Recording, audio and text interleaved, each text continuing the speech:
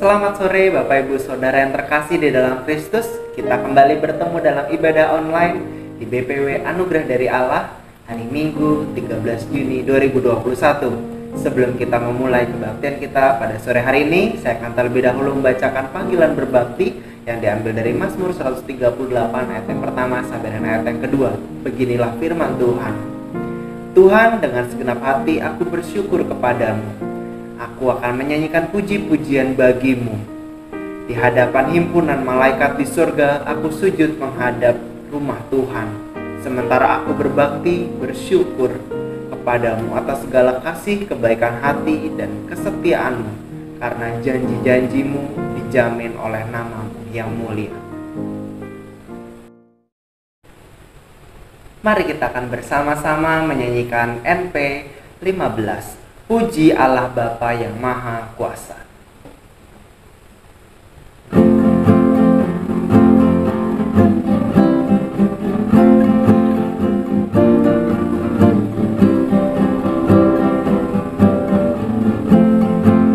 Puji Allah Bapa yang Maha Kuasa, putranya diberikan sebab kasihnya.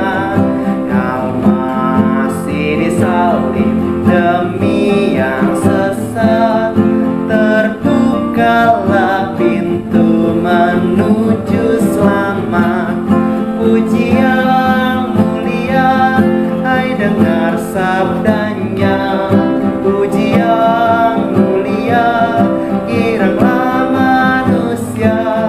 Marilah menghadap yang Maha Kudus di antar Putra Allah Sang Penebus. Darah Yesus Kristus tebusan dosa, itu janjinya bagi yang percaya. Dan paling durhaka bila bertobat, di saat itulah beroleh selamat. Puji yang mulia, hai dengar sabdanya. Puji yang mulia, kiranglah manusia. Marilah menghadap yang Maha Kudus di antar Putra Allah Sang Penebus. Besar janji Allah, besar karyanya, besar sukacita dalam putranya. Puncak sukacita yang tak tertakan ketika kita pandang wajah Tuhan. Puji yang mulia, hai dengar sabdanya. Puji yang mulia, kiranglah manusia. Marilah menghadap yang Maha Kudus di antar Putra Allah Sang Penebus.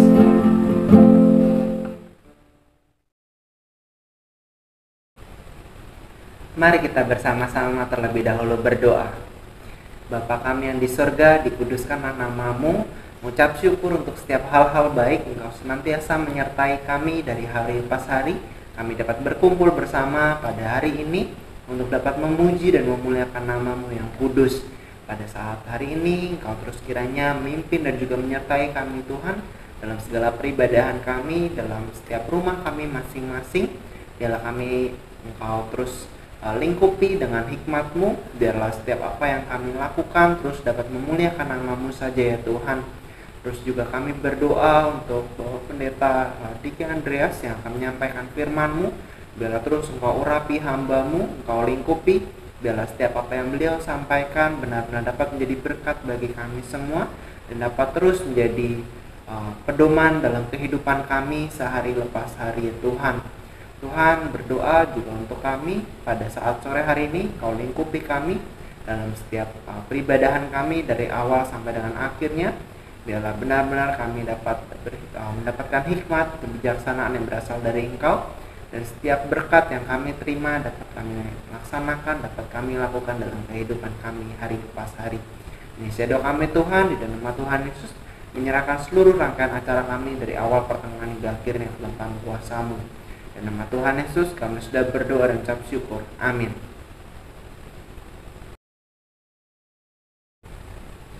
Mari kita akan kembali bersama-sama menyanyikan lagu Tiap Langkahku.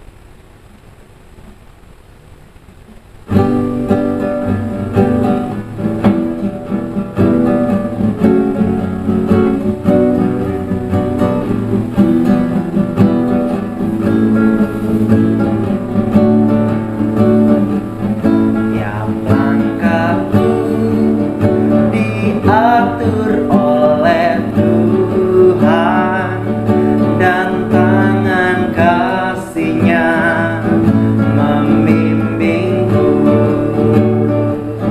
Di tengah gelombang dunia menakutkan,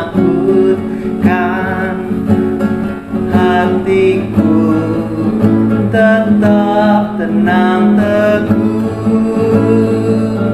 Tiap langkahku ku tahu Tuhan yang pimpin ke tempat tinggiku, diantarnya hingga sekali nanti aku terima di rumah Bapa surga yang bakal. Tiap langkahku diatur oleh Tuhan, dan tangan kasih-Nya membimbingku. Di tengah gelombang dunia menakutkan, hatiku tetap tenang teduh. Tiap langkahku ku tahu Tuhan yang pimpin ke tempat tinggiku, diantarnya hingga sekali nanti aku tiba di rumah Bapa surga yang bakal.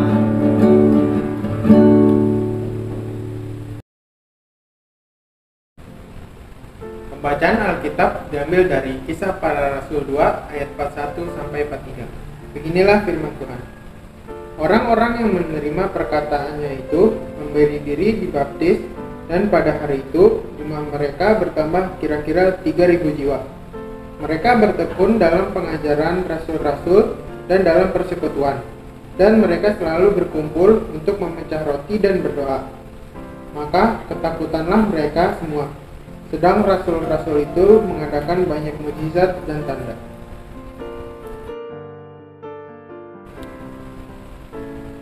Ayat persembahan diambil dari Ibrani 13 ayat 15. Beginilah firman Tuhan. Sebab itu marilah kita oleh Dia senantiasa mempersembahkan korban syukur kepada Allah, yaitu ucapan bibir yang memuliakan namanya.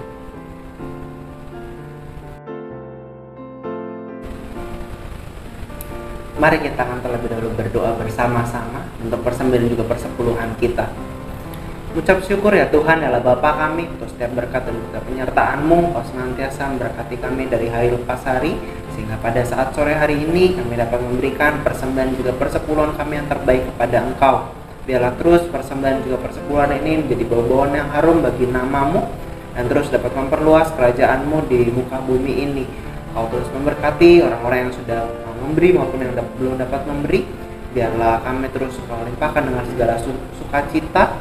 Biarlah di lain kesempatan orang-orang yang belum dapat memberi juga terus Kau berkati, sehingga mereka dapat memberikan lebih dan juga lebih lagi ya Tuhan. Tuhan mengucap syukur untuk setiap hal-hal baik yang Tuhan berikan kepada kami. Di dalam nama Tuhan Yesus kami sudah berdoa dan ucap syukur. Amin.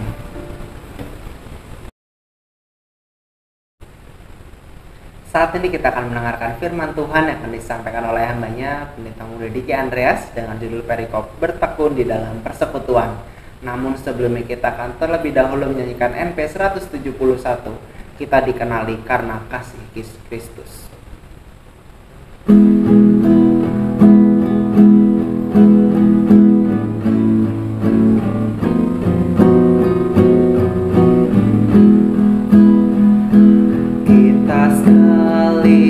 Satu dalam Roh Kudus, kita sekalian satu dalam Roh Kudus, dan semoga pulihlah persatuan yang tulus. Kita pun dikenali karena kasih Kristus, karena kasih kita dikenali terus. Mari jalan bersama bergandengan tangan, mari jalan bersama bergandengan tangan. Kehadiran Tuhan di mana-mana beritakan, kita pun dikenali karena kasih Kristus, karena kasih kita dikenali terus. Dengan bahu-membahu bekerjalah kita, dengan bahu-membahu bekerjalah kita. Kita saling menghormati dan saling menjaga, kita pun dikenali karena kasih Kristus, karena kasih kita dikenali terus. Mari puji Sang Bapa sumber tiap ciptaan, dan puji Yesus Kristus Putra Tunggal Tuhan, dan puji Roh Kudus pemersatu sekalian. Kita pun dikenali karena kasih Kristus, karena kasih kita dikenali terus.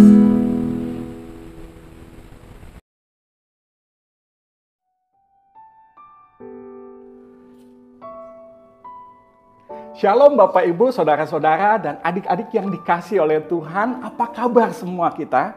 Saya berharap dan berdoa kepada Tuhan semua kita ada dalam lindungan Tuhan. Bapak Ibu Saudara yang dikasihi oleh Tuhan, kita masih dalam satu seri pengajaran firman Tuhan, yaitu belajar dari jemaat mula-mula. Kalau minggu lalu kita sudah membahas bersama-sama mengenai ketekunan jemaat mula-mula di dalam pengajaran. Saya sudah menjelaskan mengapa kita perlu bertekun dalam firman Tuhan. Karena untuk bertumbuh, kita sungguh-sungguh memerlukan firman Tuhan setiap harinya.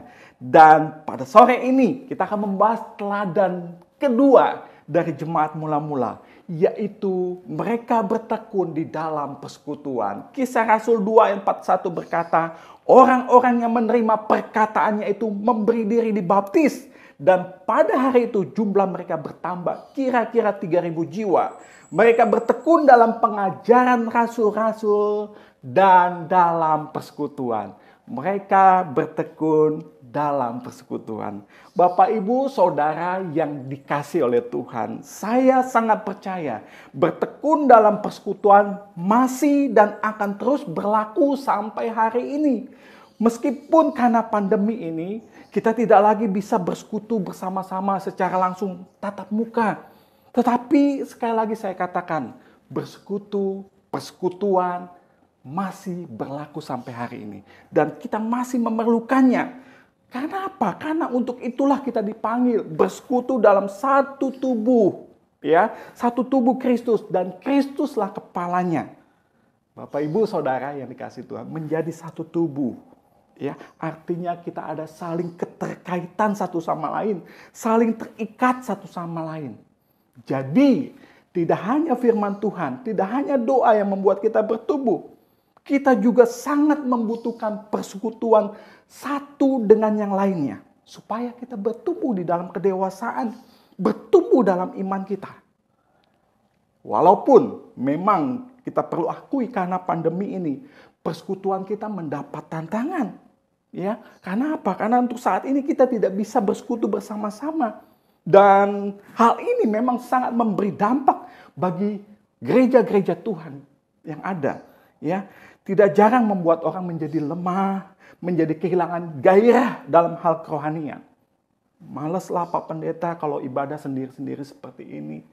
Maleslah Pak Pendeta kalau ibadah di rumah.